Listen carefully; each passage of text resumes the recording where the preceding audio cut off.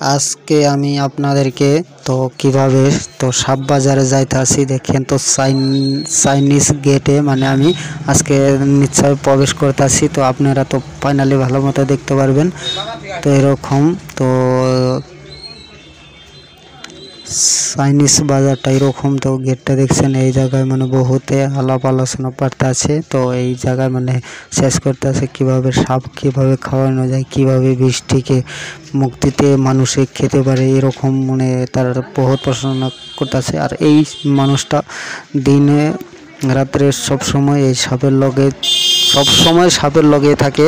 কোনো জায়গায় মানে সে গেলে সাপকে লয়ে যায় লগে, মানে এরকম করে দেখেন। তো বহুত মানে একটা ভয়ানক, আমাদের মানে ইন্ডিয়াতে এরকম হয় না। তো চাইনিজে আজকে আমি আপনাদেরকে সব তুলে ধরতে চাইছি।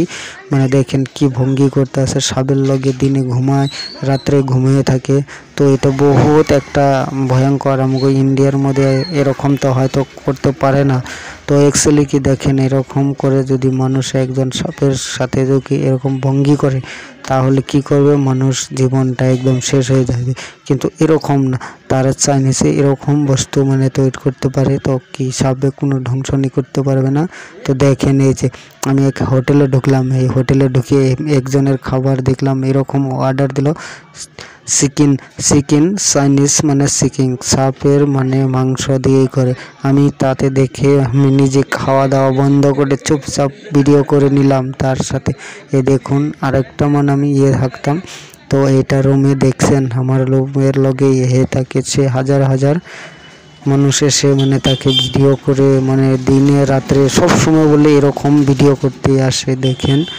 তো এরকমই ঘটনা হয়ে থাকে চাইনিজের। তো এরকমই তারা বহুত এরকম সাপ নিয়ে খেলতে বহুত ভালোবাসে।